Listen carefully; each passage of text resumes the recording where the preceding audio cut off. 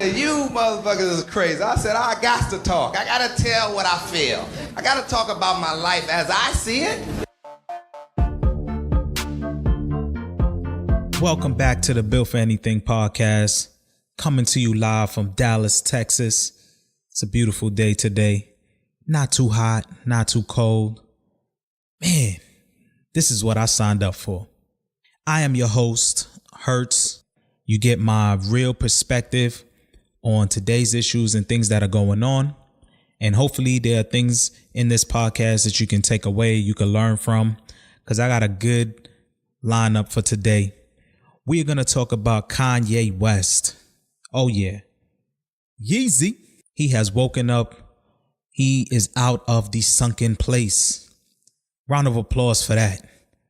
Who's excited to see Yeezy? Man, he's been tweeting nonstop. He's talking about dropping new albums. He's producing music for Nas, Pusha T. It's Yeezy season. But we're not going to just talk about the music, y'all. We got to talk about these tweets. And before I talk about these tweets, I want to give you guys a quote. So here it goes. Be yourself and think for yourself. And while your conclusions may not be infallible, they will be nearer right than the conclusions forced upon you by those who have a personal interest in keeping you ignorant. That's long, right? That's from Albert Hubbard. I'm gonna keep it real simple for you guys. I'm gonna give you the condensed version from Malcolm X. Basically, it's learn to see, listen, and think for yourself. And that is the name of this podcast. It is called Think for Yourself, and why it is so critical for you to do that. There is absolutely no excuse these days to be uninformed. Plenty of reasons to be misinformed, right? There's a bunch of propaganda. There's a bunch of nonsense that is out there on TV, in music and advertisements all over the place.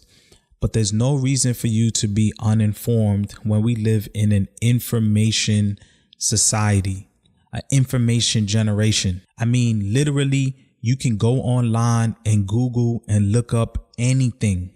The internet is the modern day Alexandria.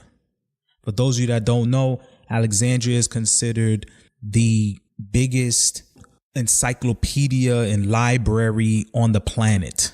All right. It's located in Egypt. It's full of history. It's considered a place where there is a wealth of knowledge and information. That is the internet. I never understood why you have people today that are still going along with things that they were told 20 years ago or 30 years ago or told to by their parents. And they've never, ever even researched it to see, is these stuff still true? It just doesn't make sense to me. And so why do I bring that up, right? And that's because we're talking about Kanye West. His most notable tweet was one that he made where he referenced someone by the name of Candace Owens. Okay, he said, I love the way Candace Owens thinks. And a lot of people have been bashing him for saying that and bashing her. Candace Owens, I didn't really know much about her up until this tweet until today, which goes to show you the power of social media and the power of a lot of these artists and entertainers. Candace Owens, apparently she started off on YouTube, and YouTube is something that I do as well. And I always tell people that YouTube has such a reach, and I always laugh when people laugh and make it seem like, why is anybody even on YouTube? Isn't that just for kids? Nah, dude. There is plenty of information that you can get from YouTube. There's people on there who are creating brands, businesses, opportunities, shows. People have gone on from YouTube to be actors. I believe even Soulja Boy, I think, got into music because of him being found on YouTube. There's a lot of talented people on YouTube. I think Justin Bieber was also found on YouTube. And nowadays you got people on YouTube who get information quicker than the news because it's so easy to upload things. You can just use your phone. I had a chance to look her up a bit, and apparently Candace Owens is a right-wing conservative. And right away, you got a lot of liberals and left-wing that's just totally triggered by what Kanye West has said, because Kanye West, a lot of people know of him. I mean, he has a huge following. A lot of people know him for his music, know him for his clothes. I mean, he's an artist. He's a producer. Rockefeller, Jay-Z. I mean, he's produced for all the big names in music.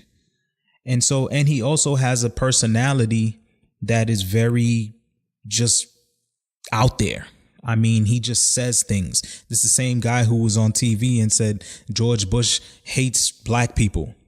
Same guy who was drunk and went on stage. You know, we all remember when he went on stage and basically said Beyonce should have got the award. He's never, well, I want to say he's moved past that now. But even during that time, you had President Obama, who just really came down on him for that during that time. And nowadays, when you see Kanye, it seems like he's aligned himself to Trump. And I even seen somewhere online where apparently he had a meeting with Ebro from Hot 97. And Ebro said that, you know, quoting Kanye, that Kanye loves Trump. People were just completely triggered by that, because how could anybody possibly like anything that Donald Trump does? I mean, just forget it. If you want to lose friends quick, just say anything positive about Donald Trump and you will be by yourself.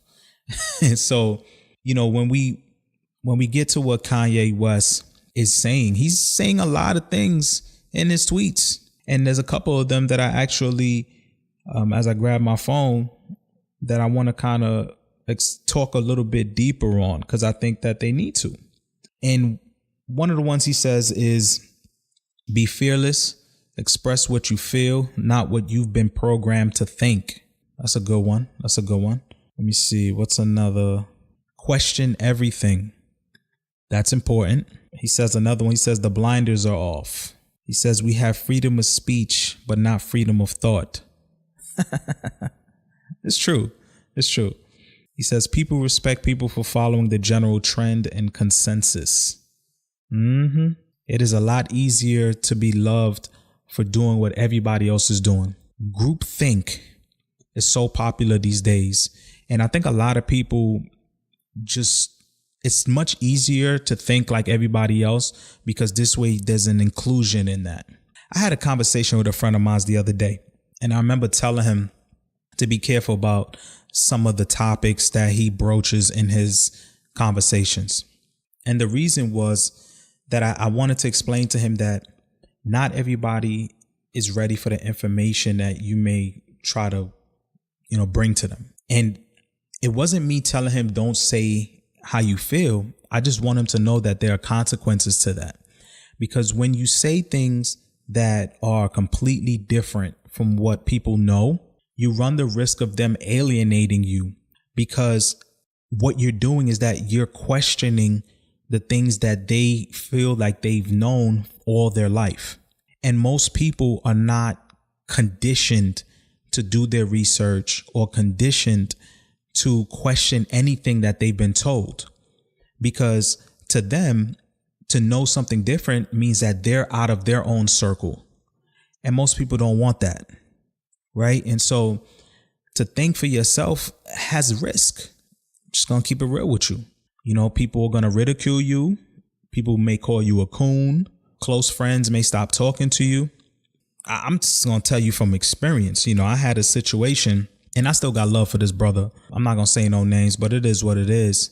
But I could tell you from experience that if you're in a tight circle and you bring out ideals or ideas that are totally different from the group, you're going to have people that was once really, really close to you that will just stop talking to you. And they'll stop talking to you because they're so caught up in the general consensus of what is considered to be right. A lot of victim mentality, slavery mentality.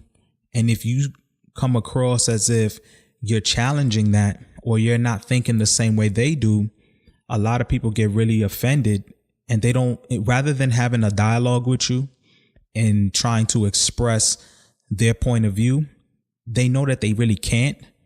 And so they can't be bothered. So that happens. It happens. And so understand that if you're going to say what you want to say or how you think, understand that it will come with consequences. And it should. It should. I tell people all the time, people close to me, the information that I share with people are things that I've researched and I've looked up. If you don't like what I'm saying or you think it's not right, present to me some sort of facts. Because I'm not saying that I'm right with everything that I know. I just know that I've researched it a lot harder than other people, because most people don't research at all. They see something flash on the news, they see something flash on social media, and they just run with it. Most people don't take the time to say, you know what? Let me look at this situation a little differently. Let me be a three-dimensional thinker, right? Most people don't think that way. They're not deep thinkers. They rather just think as the group. So it's like, what does the group think? Does the group say this person's good? Does the group say this person's bad? And they just roll with that. Why? Because they don't want to be outside the circle. And so let me continue with some of the other tweets that he said. He said, self-victimization is a disease. And I think this is what is the reason why he mentioned Candace Owens, because apparently there's a video that's going around that's pretty viral of her at some sort of seminar. And she mentions that you have blacks today that just keep subscribing to the victim mindset, the victim mentality. Now, before I go any further, I just want to make this clear. I don't know much about Candace Owens. It doesn't really matter to me much about her background. I'm just simply going over what is said, and I'm putting that in proper context, right? And so I can agree with someone, even if I don't agree with every single thing that you're about. And so she mentions that you have blacks that subscribe to this victim mentality, and basically saying that, we keep hiding behind racism. We keep hiding behind this idea that we're being oppressed rather than doing things now and moving forward.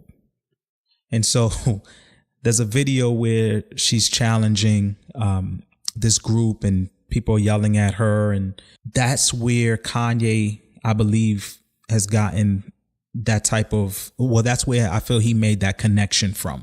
And I second that. Self-victimization is a disease. And it's a disease that a lot of people are suffering from, because everywhere you turn, it's being perpetuated that blacks are being oppressed. We have this slave mindset. And let me tell you something. The only thing that we are a slave to is money, okay, and debt. That's what we're all a slave to, it seems. And if you want to break away from something, break away from that. And so when you talk about self-victimization, you do have a lot of people out here who, are quick to riot, quick to campaign, and quick to say that, they're being oppressed and that racism plays a factor in this and racism plays a factor in that. Well, sometimes it's not about racism. It just, somebody just doesn't like you. That's possible too, where people don't like you for a number of other reasons. Maybe they don't like you because you come across as too confident and they don't like that. Maybe they don't like you because they see that you think for yourself, right? Nothing to do with your skin, but just they don't like you for the things that you believe in. That's very possible too. But am I saying racism doesn't exist? Absolutely not. Of course it does. And it's always going to exist, because anytime you have a class of people that want to maintain rulership, there's going to be some form of racism there. There's going to be some form of leaning towards your own people versus other set of people. I mean, like that's to me, that's like a natural thing, right? Like if you walk into a new school and you walk into a lunchroom, you're going to sit next to the people that you connect the most to. That's just natural, right? So I think what really separates us is mentality, upbringing, culture. And when that's the case, you're going to have people that gravitate to certain groups over the other. So, I mean, you could call it what you want. You could say it's racism, but there's also classism that plays an even bigger role in what goes on today. And so self-victimization, man, it is a disease. Make sure you don't have that disease. If you do, you need to cure that. You need to get out of that mindset quick, fast, and in a hurry. So let's keep going. Let's see if he got any more good ones in here, because he's been pretty active. Let me see. He says it's no more barring people because they have different ideas. That happens a lot today. Heaven forbid you have a different point of view. Forget it. Just forget it. People are going to look at that. And like I say, you got to be prepared for the negativity. If you're not ready for it, then you better just go along with the masses, because nowadays, you know, with social media and just the pressures that we have for all of us to think a certain way. If you think differently, you better be prepared to back it up with information and facts. And you also better be prepared in knowing that the people that are closest to you are not going to connect with that. And so you may need to take a step back or just leave them alone. All right. Because that's very possible, too, because, you know, and I was telling a buddy of mine, because I believe in the Most High. And I also believe that he doesn't deal with everyone. And sometimes when you're thinking on a different level and somebody's just not there yet, it's hard for you to get them to see the things that you see. It's not in their mind yet. They can't envision it yet. And so you have to allow that person the opportunity for them to seek the information on their own and then be able to connect with them and have that dialogue. Right. So you can't be upset if the people around you don't see the things that you see. Maybe it's just not their time to see it. All right. So that's another thing, too. There's no need for you to alienate them any more than it is for them to alienate you. All right. So let's keep going. Let's see if you got any more good ones in here. OK, this is a good one. New ideas will no longer be condemned by the masses. We are on the frontier of massive change, starting from breaking out of our mental prisons. I got a book here I was reading, and it talks about MK Ultra and mind control. And anytime people come to my place and they see that book on my coffee table, they immediately connect with it. And they're like, that just looks interesting. And I tell them that it's true. You know, it's CIA. This is stuff that they learned from Adolf Hitler, and they still practice it till this day. So I always laugh when I see people turn around and say that, you know, don't tell me what to do, or don't tell me how to be or how to think. And they don't realize that every single day there is a campaign and there is advertisements and movies and music that it's telling you subconsciously how to think and how to be. You think these movies and the fact that there's always representation of blacks being in slavery, you think that's by accident? That's social engineering. And so when he talks about mental prisons, that's the biggest hijinks to date. That's the new slavery. It's like, you know what? You can't put people in chains anymore like that. You can't have them picking cotton or doing any of these other things. But if you can enslave their mind, they'll pass those habits on to their kids. Their kids will pass it on to their kids. And that becomes a generational thing. That's more powerful, because until you break away from that, they'll always have a mental hold on you.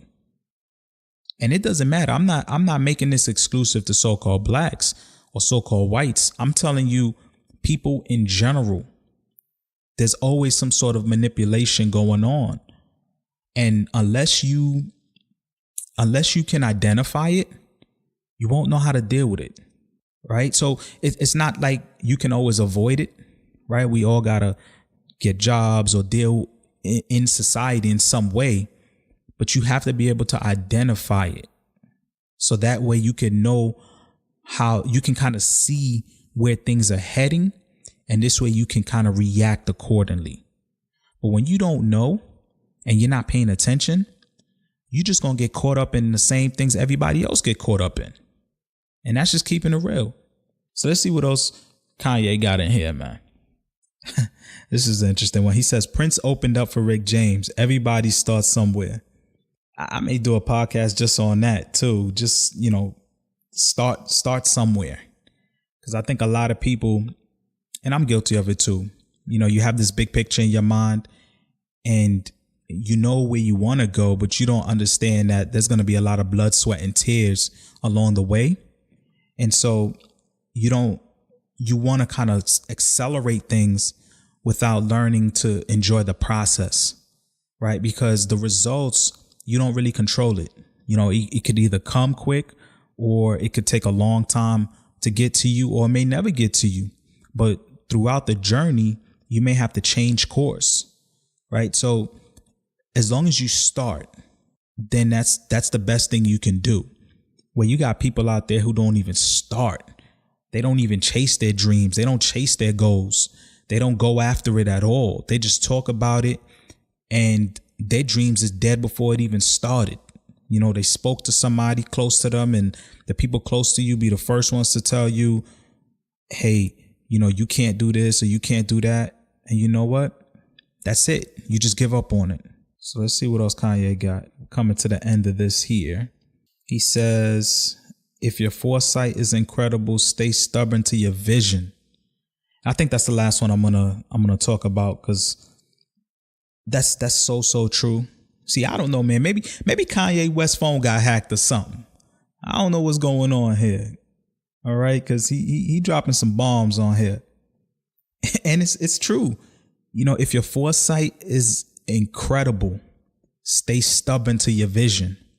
And basically what he's saying there is that if you got goals that are big, you got to be willing to stick with it, because big goals require big effort.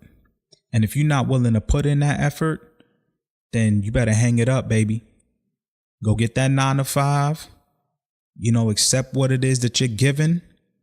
And if you enjoy that, great. If you don't, and you're not willing to put in the work to make it happen, then that's on you.